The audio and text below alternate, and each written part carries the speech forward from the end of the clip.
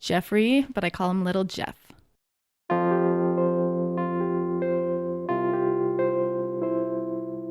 He had reddish blonde hair.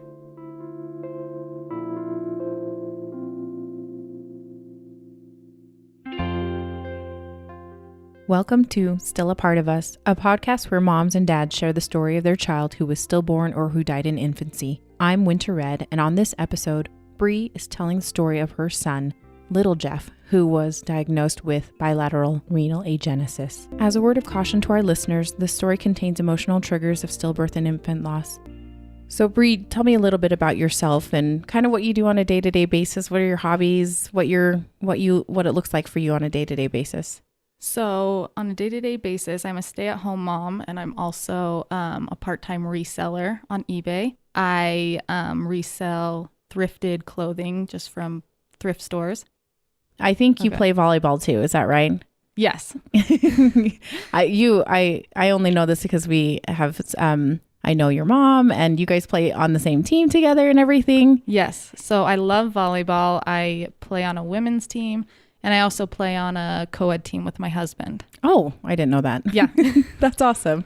So yeah. And we know you guys because, we're related. Yes. Distantly.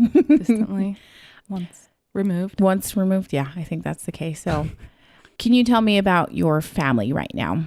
Who's in your family before little Jeff was born?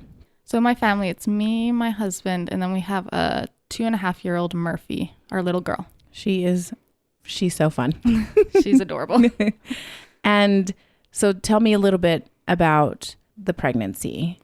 So the pregnancy, at the beginning when I was pregnant, all was great, except for I would have more cramping than I did with Murphy. And so at the appointments, I would ask like, oh, I'm having like extra cramping. I don't know if that's normal or what it is. And she's like, sometimes after your first other pregnancies, your uterus just moves faster. So you'll feel cramping. Oh, yeah. Okay. And so I'm like, oh, okay. So I just kind of like brushed it off. Like, okay, I guess that's normal. And so going on, I still just had those cramping. I'm like, this is just so different compared to my first pregnancy. Right. But I'm like, oh, it's my second. My uterus is just adjusting, I guess. I don't know. Yeah. And then we wanted to find out the gender early. So we went to fetal photo. Okay. Just to find out the gender early. And that's a place where you can basically do is it like an ultrasound type thing? So they just do an ultrasound. They're not doctors or anything. They're just specifically looking for the gender or doing like a video so you can see your baby. We had done that with Murphy. We wanted to find out the gender early. So we were like, let's do it again. Yeah. Yeah. So we went, and she had a really hard time finding the gender. She was pushing and moving around. She's like, he is not moving. Or I guess we didn't know it was a he yet. Yeah. She's like, I can't see the baby's gender yet. So it took quite a long time. And she finally was like, okay, I am like 90% sure I know. Because we wanted it to be a surprise. Oh, gotcha. Okay. So we were doing like a gender reveal. Yeah. So she's like, okay, I'm 90% sure that I know what it is. So we went with that. And in my mind, I thought it was a girl. 100%. Really? Yeah. Because it like my sickness felt similar minus the cramping. Yeah. I was like, it's for sure a girl. But we did a gender reveal, and it was a boy. And I was super surprised. Yeah. You're like, wait a second. Yeah. So wasn't expecting that. How many weeks were you when you did that? Because usually the 20-week ultrasound is when they do, they can tell you the gender. It was between 14 and 16 weeks. Okay. It was right around there. Okay. I can't remember exactly which week. Yeah. So super surprised that it was a boy. Yeah. Yeah. So went on, and then it came to be the 20-week checkup, and I was like, okay, since she was only 90% sure, this is where confirmation time. For sure know, like it's a boy, or it actually is a girl, you know? Yeah. So that was going into the 20-week appointment. That was my main like concern. Not concerned, but like now I'll know this is it. Yeah. The gender, you know, nothing else was even in my mind. Yeah. At all about anything. Yeah. Besides the gender. So then going into the appointment, beforehand, you have to drink lots of water. Yeah. You know, obviously. Loads and loads of water. Drink all the water so that your bladder fills up so you can see the baby better.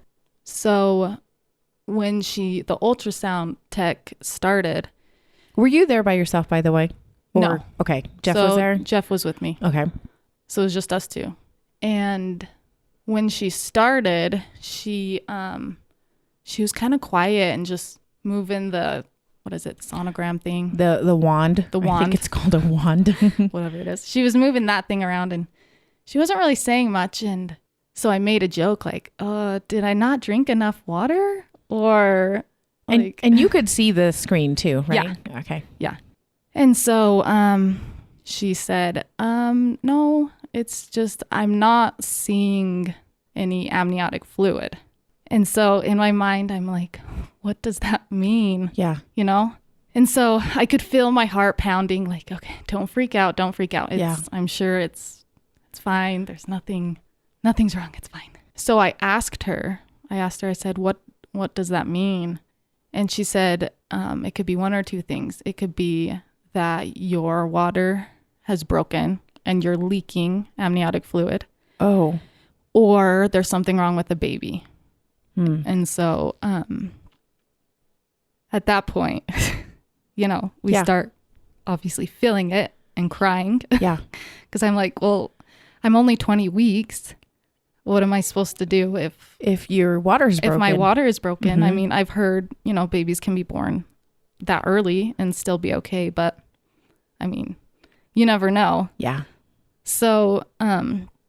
And so I could feel my heart pounding and she's like, I'm just going to go talk to your doctor. Anyway, she went and she's like, I'm going to go grab your doctor. I'm going to go and talk to her. And then I'll have her talk to you. Yeah. And so once she left the room, we just both started crying and trying to just like comfort each other and be like, it's okay. I'm sure it's nothing.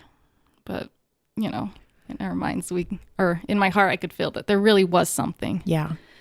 That's just an awful feeling, isn't it? Yeah. I'm like, what am I supposed to do with this information? Yeah. I don't know. And so the doctor, she came and talked to us and she said, so we see that there's no fluid. And she stated the same things, like either you're leaking fluid or there's something wrong with the baby. Yeah. So she wanted to do a test to see if there was fluid coming out. And so she did the test and we just waited while she did the test. It was a fast test. And she said there's no fluid coming out. So I wasn't leaking fluid at that point. So she said it's not that. So there's got to be something else. Yeah. So she said, we're going to send you up to the U because they have bigger, better machines, you know. Mm-hmm. We want to send you up there just to get a really good view and see what's happening. Right. So they called the U to schedule the appointment that day, but it wasn't for like 4 hours. Oh. It wasn't right away, which I would have rather just gone straight. Oh, yeah. Up there. Let's talk about torture. Yeah. Wait 4 hours to find out more information. Yeah. So we left and just sat in the car and just cried. Just, yeah. Sorry. Okay.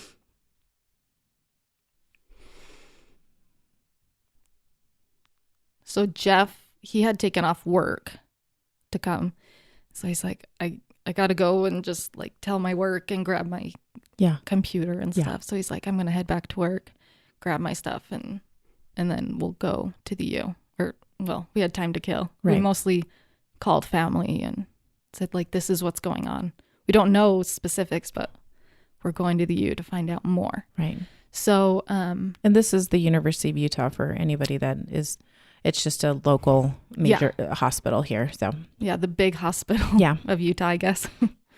So, when we finally got to the U, we waited for a while. It took them a while. So we were sitting in the waiting room for a long time. More. Yeah, I'm like, let's wait more.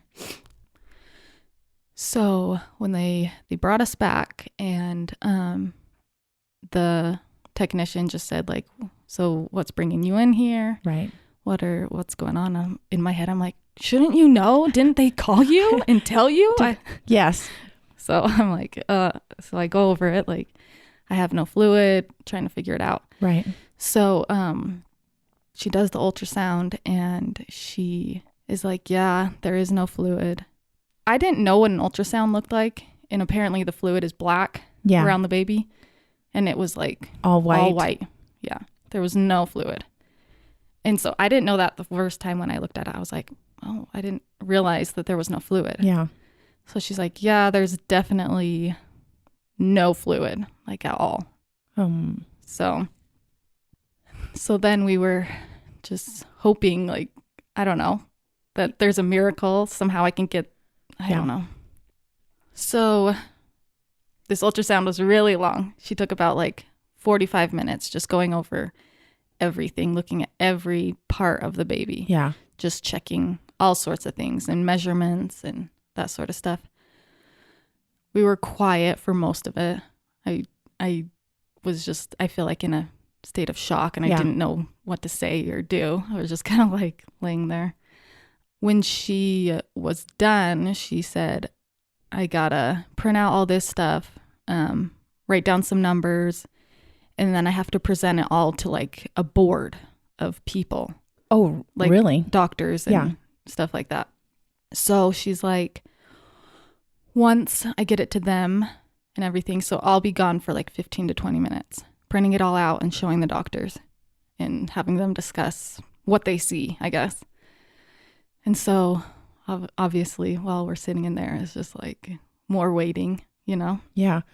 Really quickly, just back on the ultrasound, when they were, I just remember when I had my ultrasounds that they would like measure certain things, you know, measure the size of the head and like type in head and all that stuff. So were you watching them do that? Yeah.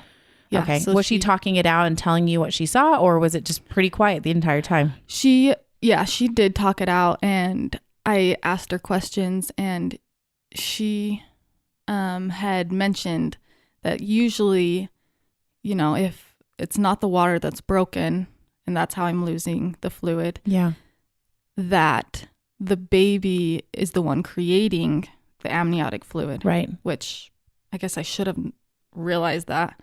But the baby pees, and that's what the amniotic fluid is, and then breathes it in and then pees. Yeah. And then is creating it.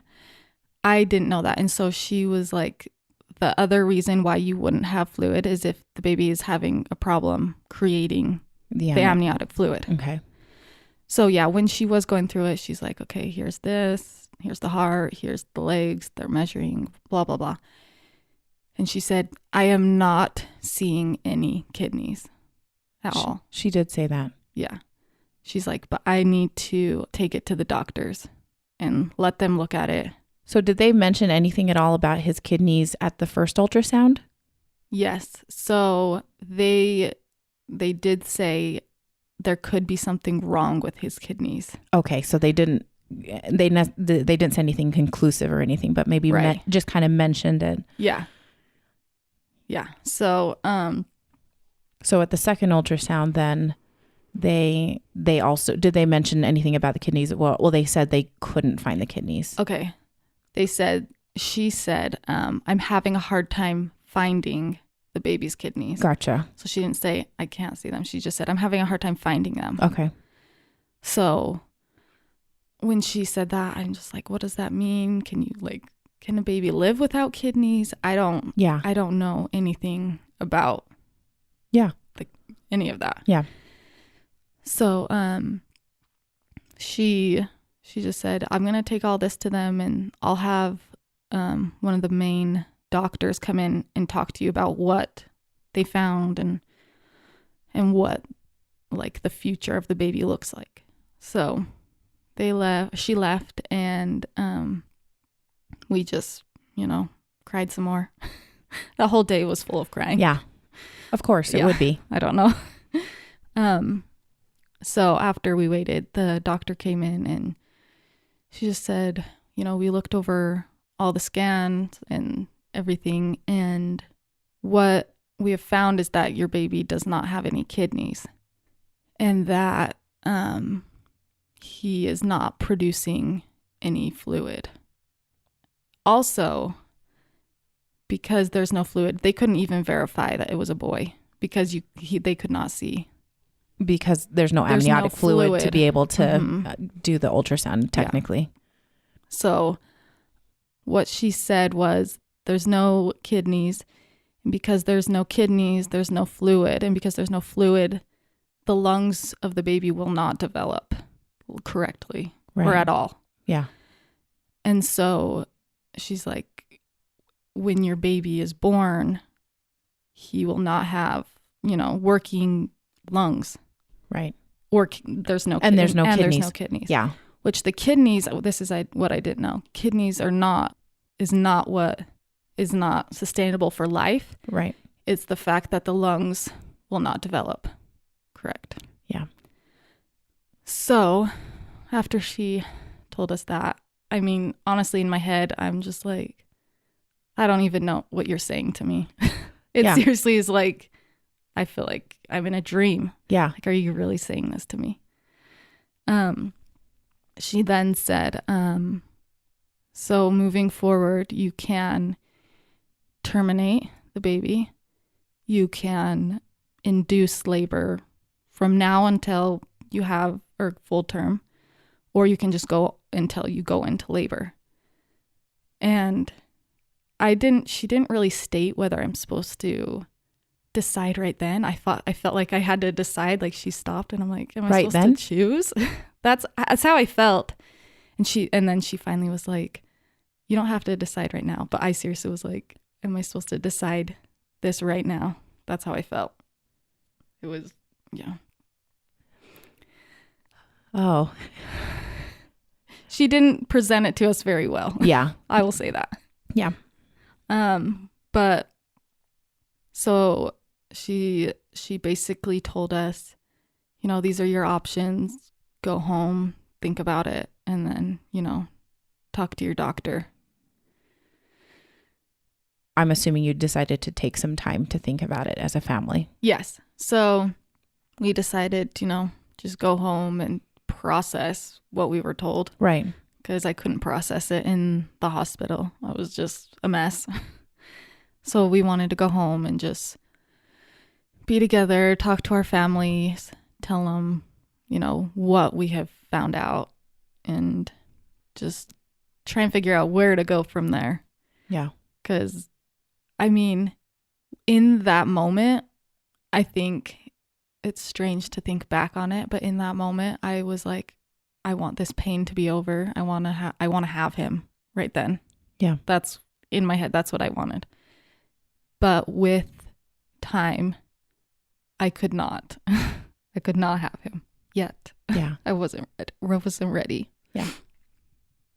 And I mean, thinking about it, it was hard. We both could see pros and cons to both. Having the baby early, then we could, move on, knowing that he was going to pass away anyway. Yeah. And we could move on and mourn and get on with our lives. But then the con is like, he's not with me as long as I could have him with me, Yeah. Like, I don't know. It's hard to explain. No, I think that totally makes sense to me. You want to be with him. Yeah. You want him to be a part of your family. Right. Yeah. The cons of carrying him is I'm going to get bigger. Yeah. People are going to people don't know. Yeah. And so they're going to be like, oh, you're so cute. You're such a cute pregnant girl. And in my head, I'm just like, you have no idea. Yeah. And that's really nice. It's super nice to hear oh, are you so excited? It's like, yes, I am. I love him. Yeah. But I don't know. It was hard to get bigger and people just asking how I am, how's the pregnancy? And depending on who I was talking to, you would say something or not. I would say something or not, depending what I would want to go into. Yeah. Sometimes I'd just be like, yeah, I'm super excited. And I wouldn't say anything. Yeah. And some people, like obviously all family knew. Yeah. And so it would just depend on who I was talking to and what I felt, if I felt like I wanted to tell them or not. So it was really hard getting bigger and bigger and people asking questions.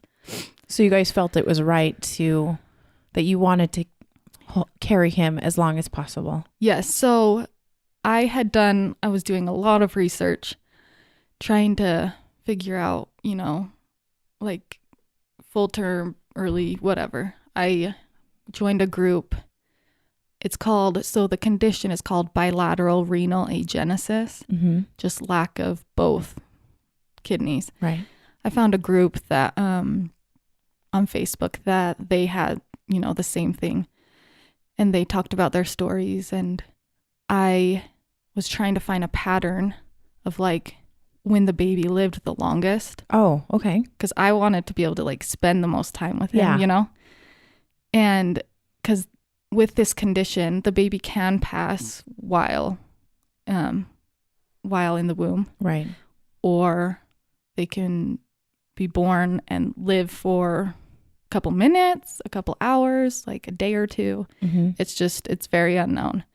So I wanted to kind of see what was the longest amount of time that I could spend with him. Yeah. Or like when. Right. I mean, everyone's different.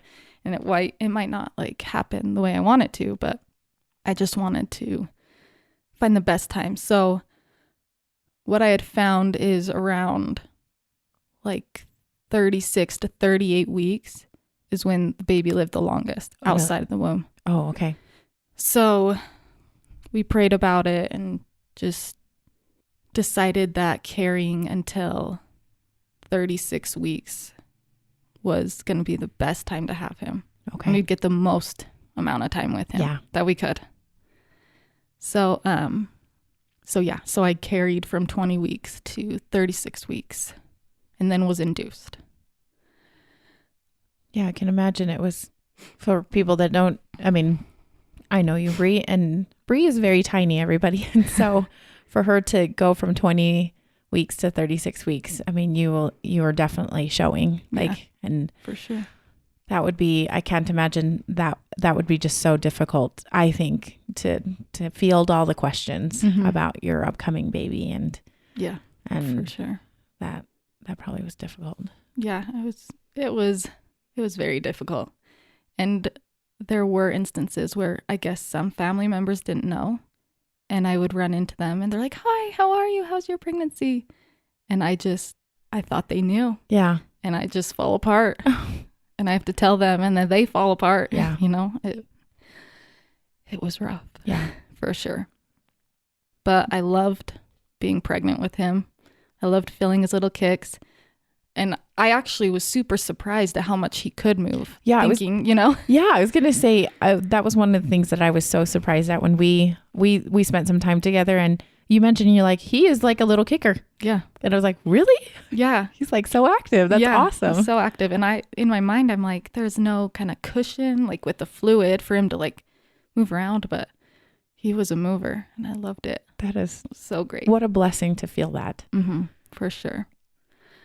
So at this 20-week ultrasound, they couldn't even confirm that he was a boy. No. At that time. No. Did they ever figure out did they do anything else to maybe confirm that, or no?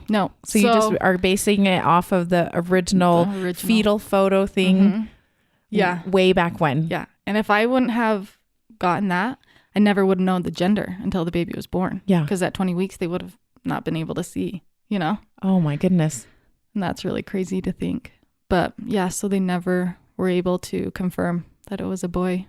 But we did feel that it really was a boy. Okay. For sure. Yeah. Did you guys do anything? I'm actually curious. Did you do anything between that 20 weeks to 36 weeks to give him? Did you guys do anything as a family to like, we're going to take a family trip together? Do you know what I'm saying? Like, Did you do anything special during that time together? I don't think we went on any trips, but we just tried to do as much as a family as possible, whether it was just like going to a movie together or, we went to the aquatic center. Yeah. We went to the zoo, just lots of fun stuff as a family. Yeah. Including Yeah. little Jeff. Yeah. Right. That's cool. Yeah. So I just tried to soak in all the time we had with him and feeling him move, because I knew, in the end, he's going to be gone. Yeah. It's a crazy thing, honestly. How do I explain it? In my mind, knowing that he will pass away once he's born, or he could pass away while I'm pregnant, but knowing that he was going to pass away once I have him, it almost felt like, what I compare it to is like if you had a family member that was on life support. Yeah. That's what it's like. And having him, it's like, cutting the cord. It's like taking someone off life support. So it was hard knowing that, we were going to do that. I don't know. That's the only thing I can kind of compare it to, because he's alive until that point, and your family member's alive on life support until you decide that's time, So that was hard, just knowing that, During that time, were you making preparations? Yeah, unfortunately. That I just I can imagine being so excited for a birth, just so excited for your son, but then also knowing that you're going to have to bury him as well, or whatever preparations you were planning on doing. Yeah. Yeah. So since we hadn't moved, we were moving. And so I hadn't bought anything for a baby, because I was like, oh, I want to move into the new house to buy all the stuff. Right. So I hadn't bought anything like crib or anything. So I feel like that was good for me to not have, like, if I had had a room set up, like that would have killed me. Yeah. And had all that stuff. Yeah. I mean, Yeah. Yeah. Yeah. Mm-hmm.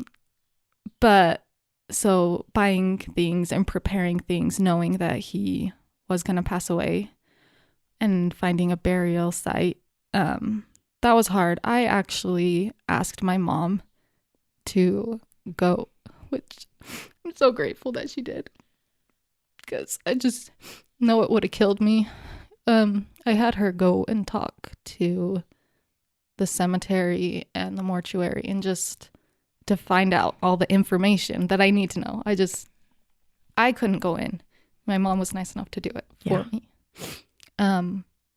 So she went in and took pictures of caskets and just, showed us. And there's actually a cemetery that's a 3-minute walk from our house, which is amazing. Yeah.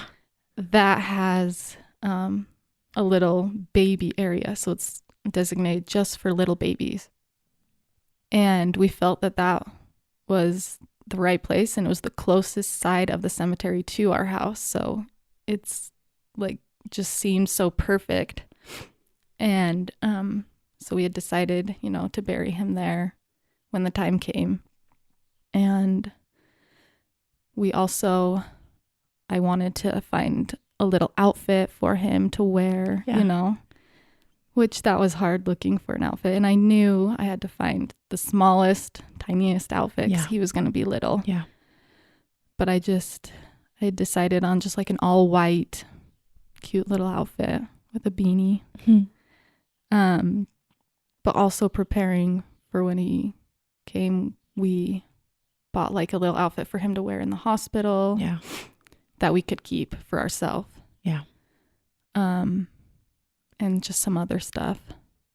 We wanted, like a little outfit for him that we could keep, a blanket that we could keep. We had Murphy pick out a little toy that she wanted to give little Jeff. Oh, that's so sweet.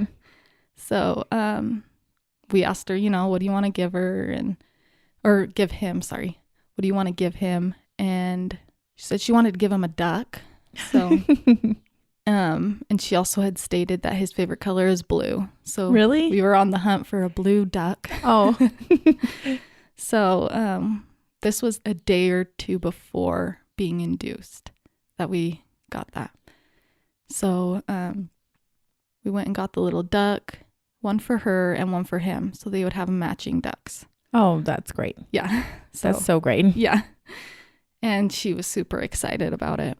We also had Jeff make some bracelets that we all could wear. So I had a bracelet and Murphy had a bracelet and Jeff and little Jeff.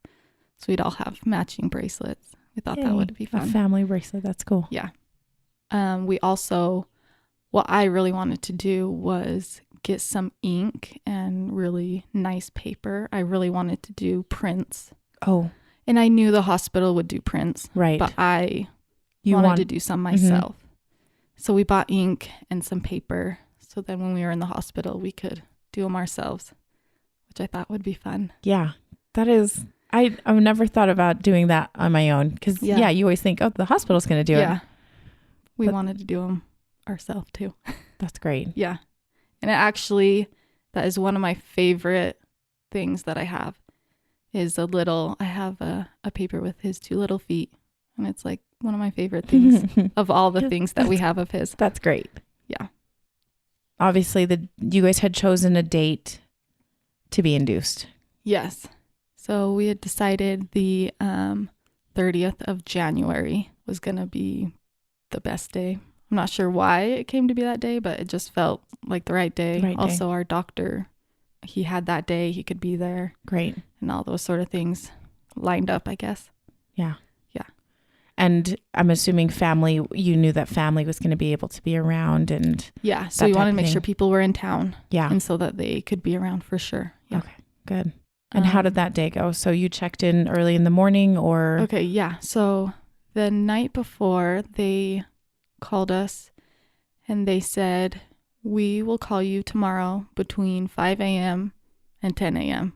We don't know when. Really? Yeah. Oh, yeah. That's the way it goes, right? Is that what happened for you?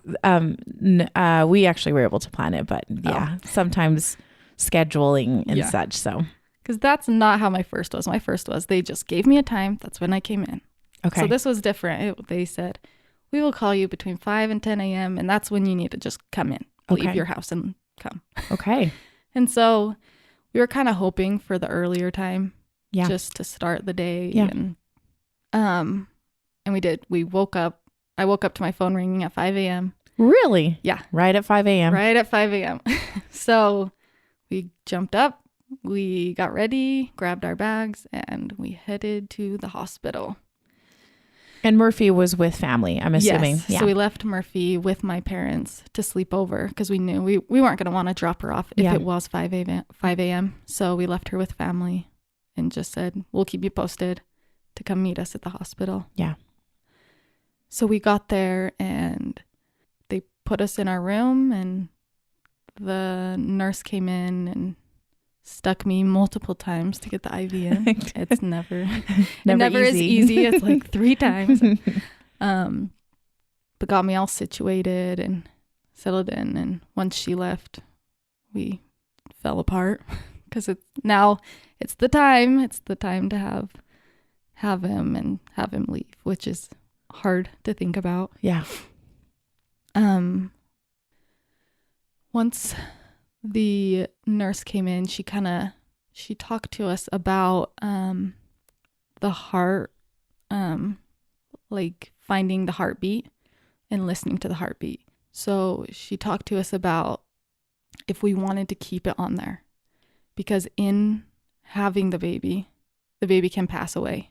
And so she's like, do you want to know if he passes away on his way out, or do you not want to know? Like, so that was kind of hard. Like, do I want to know? Do I not want to know? Yeah. But like sometimes it comforts the mom to know that there's a heartbeat, or like what happens, you know? But they're like, sometimes it stresses the mom out knowing like if it does stop. Yeah. You know? So we decided to not have it on, but to every once in a while I was in labor, if I was like, can we just check really quick just to see? Yeah. They would put it on real quick just to check. Yeah. So we checked just a couple times throughout. So. And it was going strong whenever you checked. Yeah. Yep. His heartbeat was strong. He was perfect. Yeah. So once I was in labor with Murphy, when I was induced, it took from the time I was induced to having her was 12 hours. So I was expecting, this is going to take like 12 hours. Yeah. I was induced with Pitocin at like 8 a.m., I think, is when they finally started it. Mm-hmm. And I was going to have my mom come and take pictures. Yeah. As I had him. So I was like, I'll call them when I am like a 7 or something. Right. Because I was at a 2.5 and I stayed at a 2.5 from 8 to like 10. When I was in labor, there was like the pediatric people that came in and wanted to talk to me about, how the process was going to go. They told me, he might struggle a little bit for air because his lungs aren't going to be developed. And, I asked him, like, my main concern was pain. Like, I don't want him to be in pain. Yeah. Or, like, suffer at all. So I just asked, like, what can we do to make it so it's, like, the most comfortable for him? And they had said, you could give him a little bit of morphine just to, if there is any pain, then it will just help. Yeah. And so I was like, okay, we're still at 2.5. It was 10 a.m. I'm like, I'm still at 2.5, so don't need to come yet. We still got a while. Right. But then all of a sudden I was feeling so much pressure, just coming down. And I'm like, what is happening? And a lot of pain. And I had an epidural. You did. I could feel like it was really painful. Yeah. And so I'm like, we got to get the nurse in here. There's something's happening. And the nurse came in and she checked me and she's like, you're a 10. Just like that in 2 hours. Oh, wow. And I'm like, what do you mean? I'm a 10. It's been like no time. I was just a 2.5, like half an hour ago. It was insane. So, they're like, do not push. He will come out. Do not do anything. The doctor's not here. And I'm just like, what are you saying? Yeah. So I'm just crying. I'm not ready. I don't feel like I'm ready. Yeah. I thought I was going to have like 10 hours to kind of process this. Yeah. And yeah. Yeah. So I'm like, I'm not ready. And so they call the doctor. He's like 45 minutes away. Oh, there's no way he's going to make it. Yeah. So they're like, you got to have him. You got to have him. I'm like, ugh. Are you making phone calls to family like right now too, frantically? Yeah. I'm like yelling at Jeff. I'm like, call everyone. Tell them I'm about to have him. Yeah. And I'm like, my mom is not going to make it here in time to take pictures. So I'm begging the nurse. I'm like, is there someone, please, take pictures. I need these pictures. Yeah. Because I'm like, I don't want to miss any of it, because it's such a short window that I have him. So I'm like, please, please, please. And a nurse was able to come in, and it ended up being one of my old neighbors. But I had no idea that worked there. Oh, which was like, oh my gosh, amazing. That's a little tender mercy right there. To see someone that I know and I'm comfortable with taking pictures, you know? So that was amazing. When all the nurses were in there and they had a on-call doctor come in. Right. Since my doctor wasn't going to make it.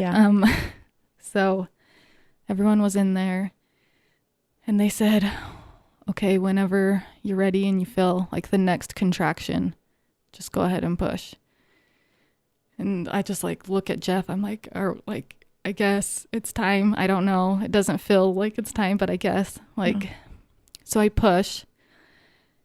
And he doesn't come out, and I push one more time, 2 pushes, and he comes out. And when he comes out, he does not cry. He doesn't make a noise. Which then I'm like, I don't know if he's alive. I don't know anything. But once they kind of turn his face towards me, I can see he's making a face. So he's obviously like alive. He's kind of like, oh, I'm here. I don't know. It was cute. But so they immediately put him on me because that's what I wanted. I wanted skin to skin right away. Yeah. So they put him on me, and it was the best feeling. Like, I just felt so much love for this little one. And I just felt how perfect he was. He literally was perfect, minus his kidneys not being there. He was just perfect. But there was just so much love, and the nurses and doctor were sweet, and they just stepped back and they were just quiet. They didn't say anything. They let me and Jeff just kind of have a moment and just soak in, just the little time right then to just hold him and spend time with him, not knowing how long he's going to live. Yeah. So they were sweet and stepping back and giving us that time. After a minute, then they came back and they kind of cleaned me up, and then once they were done, they left. I had Jeff, call all the family and be like, he's here, please come. So we really wanted people to come so that we could give the baby a blessing while he was alive. Yeah. So it was like panic, like everyone get here right away now, because I don't know if how long he's gonna live. Yeah. So we're like, everyone get here, and they all got there pretty quick. It was, I don't know what the time was. It seemed like it was pretty fast. Yeah. So once everyone was in there, we were able to give him a blessing while he was alive, which was awesome. Some people didn't make it, but I couldn't, I couldn't wait. Right. I wish, if I had known in hindsight how long he would have lived, then we would have waited longer, Yeah. During the blessing, he did let out a little cry, which was he did amazing. It was like, oh, I'm here. Hello, everybody. Because he hadn't really made a noise. Yeah. So when he did make that little squeal, it was like, oh, so precious. It's so cute. It was just good to hear him, So you guys named him Jeffrey. Mm-hmm. Is that right? Yeah. So why did you choose that name? So we chose Jeffrey because his dad's name is Jeffrey. Right. And we honestly had gone through a million names and just nothing was sticking. And we hadn't had a name set before the 20 week, so we didn't have anything in mind. But we were trying to think of all these names, and Jeff actually was like, I would love for him to have my name. It just is the only thing that seems right, since he's my little Jeff. I don't know. It seemed perfect. That's awesome. Yeah. So how big did he end up being? Because you said that he would likely be a lot smaller because of this condition. Yeah. Yeah. So he was 2 pounds, 15 ounces. Oh, super little. Yeah. He was super little. Oh, but super cuttable. That's. Yeah. Yeah. So little, but such a huge impact on our lives. Yeah. That little 2 pounder. Well, almost 3 pounds. Almost 3 pounds. Yeah. So we did the blessing, which was awesome. And everyone after kind of just came up and gave him a little kiss and said hi, because I had told family ahead of time, I want you all to meet him and say hi. But then I want the alone time with him. Right. So I would love for you to say hi and love on him for a minute. But then the rest of the time I need it with him, So everyone came and gave him a kiss and said hi. And then they all left. And then I wanted Murphy to stay with me. So she was able to make it there. Great. And so we wanted Murphy, me, Jeff, and little Jeff to just us, just be together. So everyone left. And we were able to spend that time and just kind of just hang out like as a family. I don't know. It was nice. That's so wonderful. Yeah. Just talk, and Murphy was able to give him his little duck. She was super excited about that because she had hers, and she talked to him like, oh, they're playing. It was really cute. So it was really nice to just be as a family spending that time together. So he was born at 11:20 a.m. and we spent, I think with Murphy, we spent about an hour together, and then she kind of was getting, she's a toddler. Yeah, she's a toddler. She was kind of like, okay, I would need to go play or do something. So we had my mom come grab her, and they left, and then me and Jeff and little Jeff were able to just spend time together. After Murphy had left, he did start to get kind of like, he seemed almost agitated. Like he would make kind of like a scrunchy face. Like he was a little bit bothered. So, I called over the nurse and was like, he seems a little like upset. Can we get the morphine? Yeah. And once he got the morphine, he just seemed so much better. He was calmer. Yeah. Just calmed down and wasn't making such a sad face of like, I don't know. Yeah. I mean, I don't know what he was feeling, but I just hope that the morphine would help anything that was there, Right. So you just spent the rest of the time with him? Yeah. So we just spent the rest of the time with him, just talking to him, telling him how much we love him and that we're grateful that he's ours forever, just hung out and talked and sang and read books. Oh, that's wonderful. Yeah. Just did all the things that we would do with a little newborn that we knew we were keeping. But, yeah. There was a point where he kind of almost like hiccuped, and then he was quiet. The whole time he was on my chest, I could hear a little squeak of him breathing. And so I knew he was alive. Yeah. But he did have a hiccup, and then he was quiet. And at that moment, I thought he had passed away. So we called the nurse in, and she came, and she's like, no, he is not. His heart is good. His breathing has shallowed. It's like, it's lessened. And this was marking like the 4-hour mark. He had been alive for 4 hours. Wow. And so I was like, oh my gosh, he's still alive. I thought at that point that he had passed. Like, he was so quiet, but he was still alive. So we were like, yay, he's still alive. We still got this time. So we just soaked in all that time that we had with him, knowing like he was still alive. After that, it was hard to tell. So we had to keep calling the nurse in just to keep checking. We mostly just talked to him and hung out, and it was really just like a special time. And I could just kiss and squeeze those cheeks forever. They were the softest, yummiest cheeks. Oh.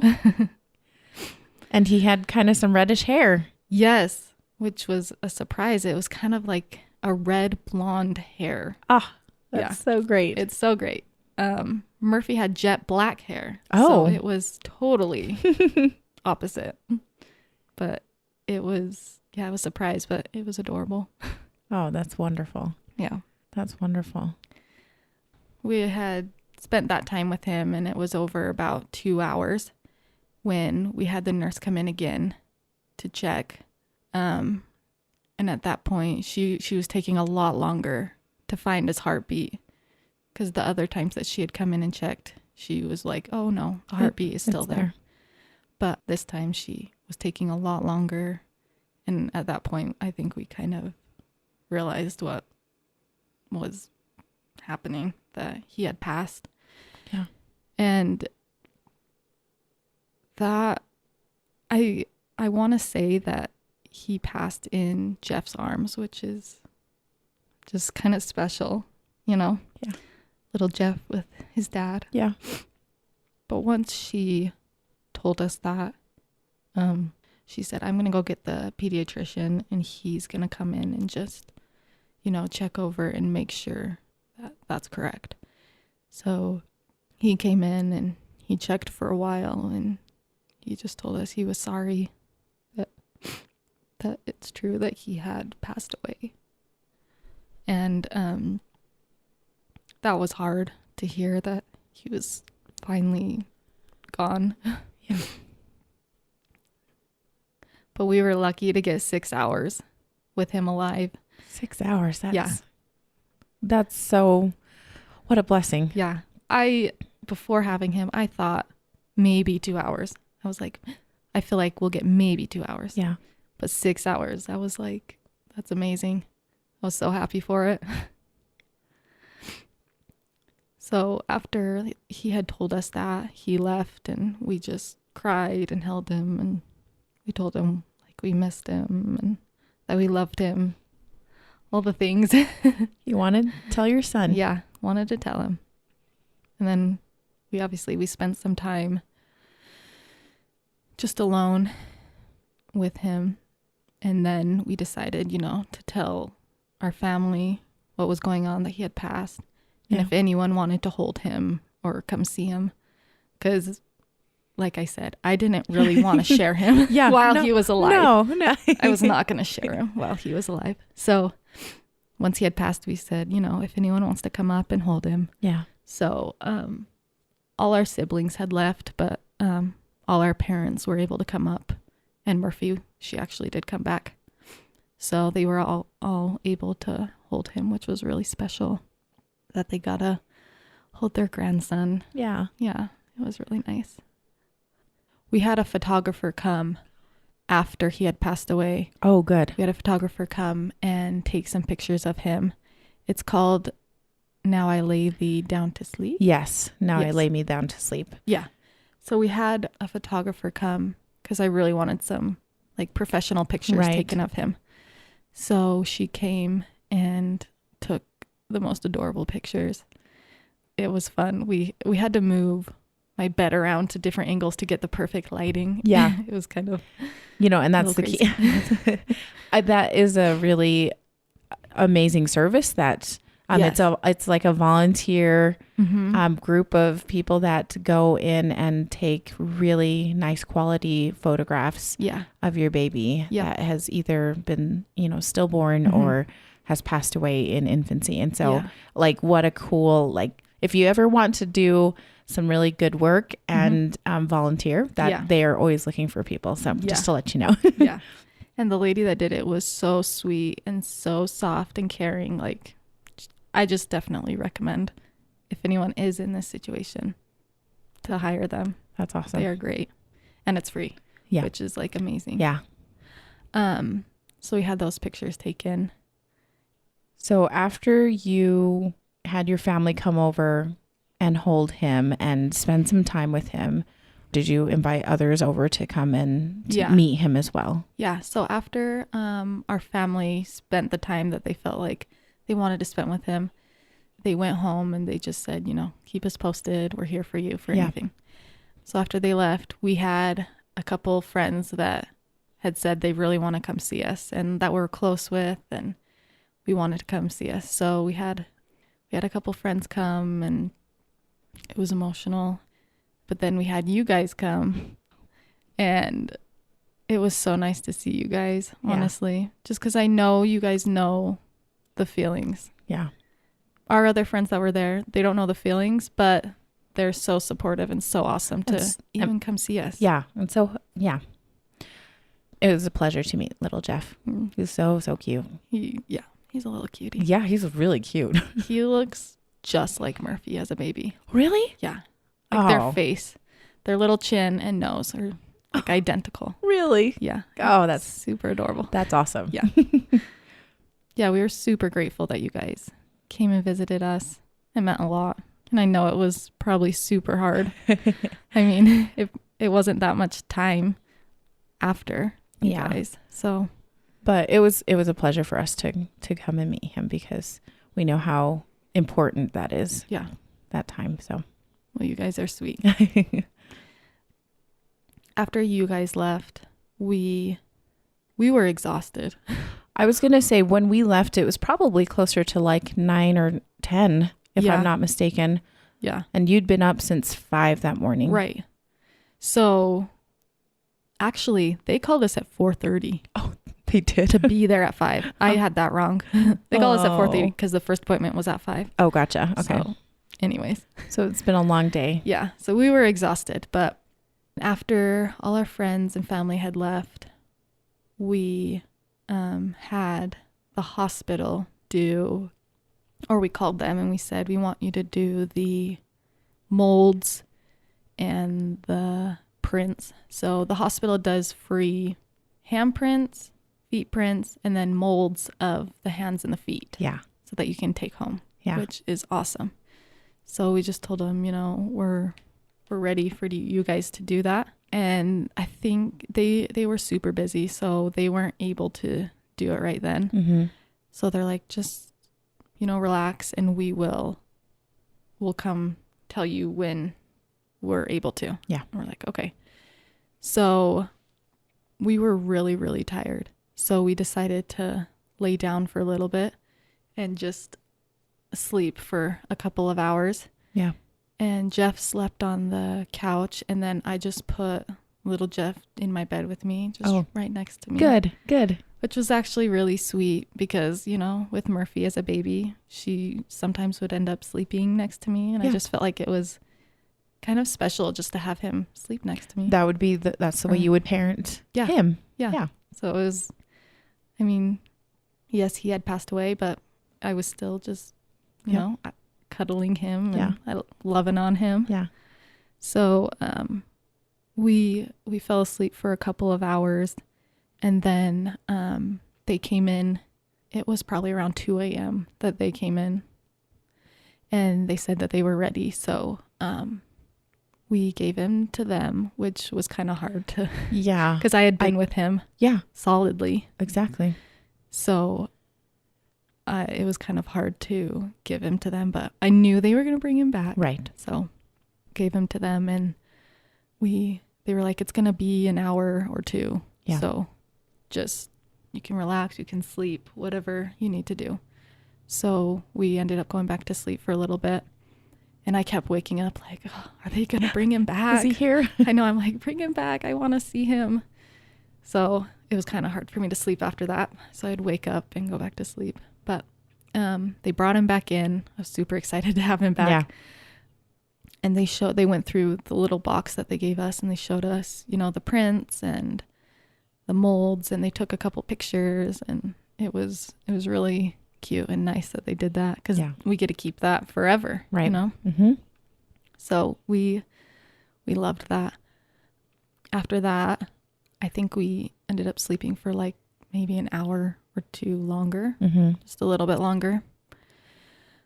Then when we woke up, we spent time with him. I decided I wanted to do some hand and footprints. Yeah. Like we had bought the thing. So we did that, which was actually a lot harder than we expected. Really? It is really hard. But it was also really cool to do just me, Jeff, and little Jeff. I don't know. It was really special. Just to have that time together. Yeah. Yeah. So we got his hand and his feet prints, and I will just cherish those forever, because I feel like it was just a special time. Yeah. Us three, When he was with you guys, did you, you held him for part of it, but did you also have him in the bassinet? Was there any kind of situation to keep him cool? Yeah. So after he had passed away and after our family had come in, they brought in a thing called the cuddle cot, which just kept him cool, just so the body stays preserved a little bit better. Yeah.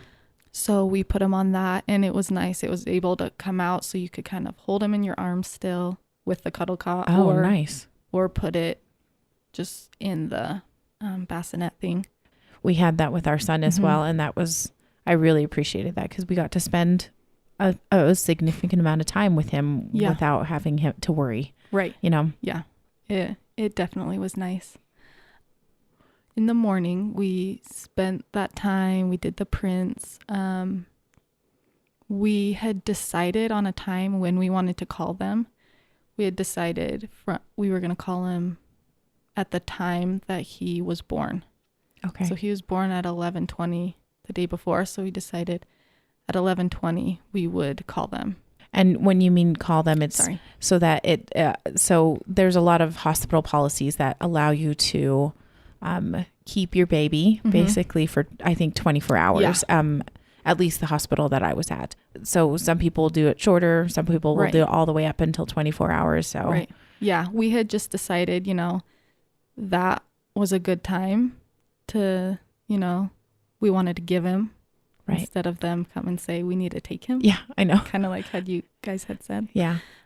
So we had called them at 11:20. We said, you know what? We've had him from when he was born till here. It's been 24 hours. I mean, yeah, he was alive 6 of those hours. Right. But we decided that was a good time. When they came in, they talked about, do you want him to go in these clothes? Do you want him to be wrapped in a blanket?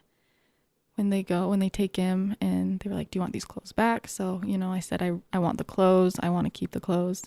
If we could just wrap him in like a blanket or something. So we took the clothes off, and I was able to keep those, which I really wanted. Yeah. Because it has this smell. Yeah. And yeah. And it was really hard to hear when the nurse was in there. She got on the phone and she called someone, and she asked for a body bag, which I don't know. That's really hard to hear. It is really hard to hear. I don't want to hear that they're going to put him in a body bag. Like, that's just, can't I just take him in my car? I don't know. Yeah. So you want to. Yeah. That was really hard to hear. But I mean, I know legally that's kind of just how it has to go. Yeah. So that was really hard. And it actually took a long time for them to finally take him. It was probably another 2 hours. Oh. Which I'm like, oh, we'll spend this time then. Yeah. So we just kind of spent the time and talked to him. And when they did finally come, that was hard. Oh, yeah. I imagine. Just cried and hugged and kissed him a million times and gave him to them. And it was hard for them to take him. Yeah. Once they had left, me and Jeff just cried. Like, it's like, they're taking my baby. I want to take him, Yeah. So after they had left, we were ready to just get out of the hospital. I was just like, I'm ready. Were you feeling good? Yeah. Were you feeling okay? I was feeling pretty good. Okay. Like physically, mentally, not great. Right. Totally different story. Yeah. But physically, I felt pretty good. I was ready to just get out of the hospital and just be with like family at home. Yeah. It took a while to discharge, but when we left, that also was really hard because you're leaving with a little box of the mementos. Yeah. And not a box, or you're not leaving with your baby. With your baby. Mm-hmm. And he's at the hospital still. Yeah. When we did leave, I called my mom just to ask to call the mortuary and to tell them to tell us when they get him. Right. Just because I want to know that they got him, Because there's a lot of paperwork that's involved. Yeah. Also, they make arrangements before you guys leave and all that jazz. It's not anything you want to be doing. No. The hospital, and they give you a big packet, but like they make arrangements ahead of time. So. Yes. So I just wanted to make sure, he got where he was supposed to. The mortuary actually did call us when they did get him, which was really sweet. They called us and they were like, we're taking really good care of little Jeff. They were really sweet. So it was nice to hear like that they were taking care of him, Yeah. That was a hard part for me. Like, I want to be taking care of him, but it was nice to know that there are others that will do the same. Yeah. So we left on the Thursday, and I really wanted to have his burial and everything on Saturday. I didn't want to wait over the weekend. Yeah. I don't know. I didn't want him to be sitting, at the mortuary. Exactly. I was like, I want to bury him. I want to know where he is. Yeah. I want to be able to go visit him. Yeah. So I was like, I want it to be Saturday. So we got it all scheduled. We were able to pick out which plot we wanted. And they were able to do it. They said it was short notice, but they were able to make it work. The days that we were at home between being home from the hospital and the funeral were really hard. I feel like I laid in bed and cried a lot. I missed him. Yeah. I missed him a lot. We did go into the mortuary to just go over, some plans and figure some things out and how the day would go. I told him. How did that go? It was hard. Yeah. It was hard just walking in the door. I don't know. Just being in a mortuary. And I'm like, I'm here for my son. That's when I had to tell the receptionist. It's just, yeah. Yeah. It killed me. Yeah. You're like, I'm too young to be in here. Yeah, I shouldn't be here. I shouldn't be here. Yeah. But the mortuary, they were really nice. And, they just asked us the questions on how we wanted the day to go, if we wanted to dress him, and how much time ahead of time before the actual, viewing. Yeah. How much time we wanted with him. Right. So I said at least an hour. Yeah. So, we scheduled all that out. Also that day we went to a flower shop to get just like a cute little arrangement that we could put on the casket. Yeah. And that was kind of hard to describe. I need it to be really small. Yeah. And I think that might have been difficult for them to hear, They're like, what? Yeah. And then just talked with our family and the ward. So you talked with your family and the church, your church family. Yeah, we talked with them just to get everything prepared so that the day went smooth and everything was just ready. When the day came, I was really excited to go to the mortuary to see him because I hadn't seen him since the Thursday, right? Right. Thursday. So I was super excited to just hold him again. Yeah. So I was really excited about that. And I mean, I was a little nervous because I hadn't seen him for a minute. Right. I didn't know if he was going to change at all, but he looked the exact same. Really? And I was so happy to see him and just cuddle him and kiss him. So that was really nice. We got to dress him and spend that time. We had Murphy come in and we spent some time together as a family before everyone else came. Yeah. And we did have a viewing just with immediate family, which was nice. It was just kind of small and I don't know. I liked it. No, that should be, you want those people around. Yeah. And yeah. So, it was really nice to kind of show him off and how cute he is. After all that, we spent some time together as a family and we did a big family prayer. They then closed the casket, which was hard to deal with because I'm not going to see him. Yeah. And Jeff, it was nice because Jeff was able to do that with the worker there. Yeah. So it was kind of a special thing for him to do that. And Jeff carried he carried the casket alone. And I held his arm and we walked to the limo. And we all just headed to the cemetery, which was just down the street a little bit. Yeah. When we got there, I got out and Jeff, we were waiting for a couple family members. They weren't quite there yet, so Jeff didn't want to get out yet. But once everyone was there, I could tell he was struggling a little bit to get out of the car. And that was hard because it's his son. Yeah. I could tell he was having a hard time, getting out of the car. So I jumped back in and I just, gave him a hug, told him I loved him and we love our son and it's okay. It's okay to take your time. I'm like, just whenever you're ready, you can get out. There's no rush. No rush at all. So, that was really hard to see him like that. But he loves him, Yeah. You just know he loves him. The burial service was really nice. We had some good speakers and it was a really windy day. It was windy. Cold. But it was really nice. We also had some balloons we let go, which was special. They did all go into a tree instead of up to the sky, but They eventually worked their way up. They did. And then it was time to, put some flowers on. Mm-hmm. And I just cried and held on to the casket and said my goodbyes.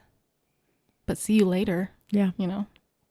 Just knowing that it was nice to know that this is where he would be. So I could just visit him whenever I wanted. Mm-hmm.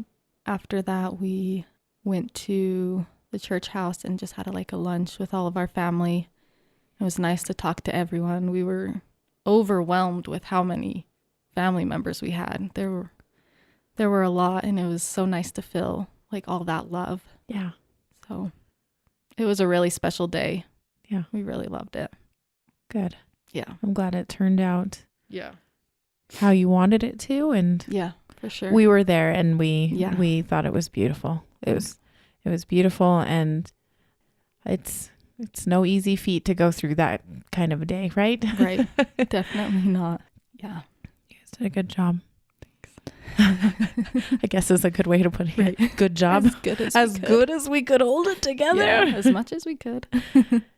So, is there anything else you wanted us to know about little Jeff before we close this up? Just that he's the sweetest, perfect little boy. That's all there is to him. He was just too perfect for this earth. Yeah. Yeah. Well, I'm so glad that we got to hear his story. Thank you. Thanks for sharing. Of course. How hard. Yeah. I was glad that I got to hear the full story. Yeah. And it's very therapeutic to talk about it. Yeah. I love talking about it. I love him. Yeah. I talk about Murphy. Yeah. I love to talk about little Jeff. So. Yep. Yeah. Awesome. Well, thanks a lot, Bre. Yes. You are welcome. Many thanks to Bre for being vulnerable and sharing your story of little Jeff with us. Head over to our website, stillapartofus.com, where you can find the show notes, including a full transcript of this interview and any resources that were mentioned, where you can sign up for our short and helpful email newsletter, where you can learn how you can become a patron and support the work it takes to produce the show for just a few dollars a month, and lastly, where you can find out how to get in touch with us if you want to share your child's story on the show. The show was produced and edited by Winter and Lee Red. Thanks to Josh Woodward for letting us use his song, Flickering Flame. You can find him at joshwoodward.com. Lastly, subscribe to this podcast and share it with a friend that might need it, and tell them to subscribe. Why? Because people need to know that even though our babies are no longer with us, they're still a part of us.